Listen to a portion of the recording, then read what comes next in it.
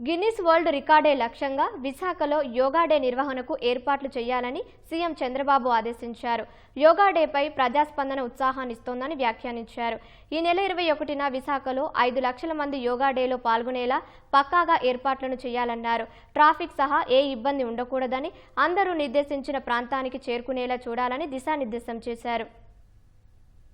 రాష్ట్ర వ్యాప్తంగా ఇప్పటి వరకు జరిగిన రిజిస్ట్రేషన్లు, జిల్లాల్లో జరుగుతున్న యోగా సాధన కార్యక్రమాల్లో ప్రజల భాగస్వామ్యం సంతృప్తికరంగా ఉందని సీఎం చంద్రబాబు తెలిపారు. యోగా డే కార్యక్రమంపై ఉండవల్లి క్యాంపు కార్యాలయంలో ఆయన సమీక్ష నిర్వహించారు.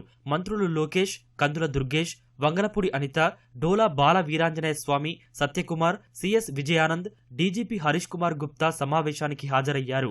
ఈ నెల 21న పూర్తిస్థాయి సన్నద్ధతతో, ప్రజల భాగస్వామ్యంతో అత్యధిక మందితో యోగా డే నిర్వహించి గిన్నిస్ వరల్డ్ రికార్డు సృష్టించాలనే లక్ష్యాన్ని పూర్తి చేయాలని సీఎం తెలిపారు. ప్రధానమంత్రి నరేంద్ర మోదీ రాక సందర్భంగా ట్రాఫిక్ పరంగా ఆంక్షలు ఉంటాయని, వీటిని దృష్టిలో పెట్టుకుని ఇబ్బంది లేకుండా చూడాలని సూచించారు. 7వ తేదీన రాష్ట్ర వ్యాప్తంగా యోగా డే అవగాహన ర్యాలీలు, 14న లక్ష ప్రాంతాల్లో యోగా సాధన చేయించాలని దిశానిర్దేశం చేశారు. యోగా డే కంటే ముందు 2 సార్లు రాష్ట్ర స్థాయిలో భారీగా ఫ్రీ ఈవెంట్ కార్యక్రమాలు నిర్వహించాలని సూచించారు. యోగా మంత్లో భాగంగా ఇప్పటి వరకు వివిధ స్థాయిలో జరిగిన కార్యక్రమాలను, యోగా డే నిర్వహణకు తీసుకుంటున్న చర్యలను అధికారులు ముఖ్యమంత్రికి వివరించారు. రోజుకో థీమ్తో వివిధ వర్గాల ప్రజలతో జిల్లాల్లో నిర్వహిస్తున్న కార్యక్రమాలకు వస్తున్న స్పందనను అధికారులు వివరించగా సీఎం సంతృప్తి వ్యక్తం చేశారు.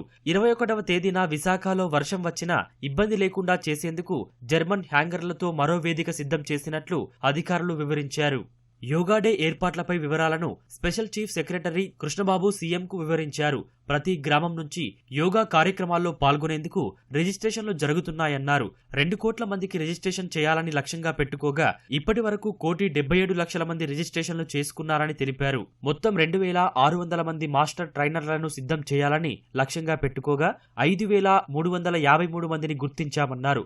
వీరి ద్వారా 1,25,000 మందిని ట్రైన్ చేయాలని లక్ష్యంగా పెట్టుకోగా 1,48,000 మందికి ట్రైనింగ్ పూర్తి చేసినట్లు చెప్పారు.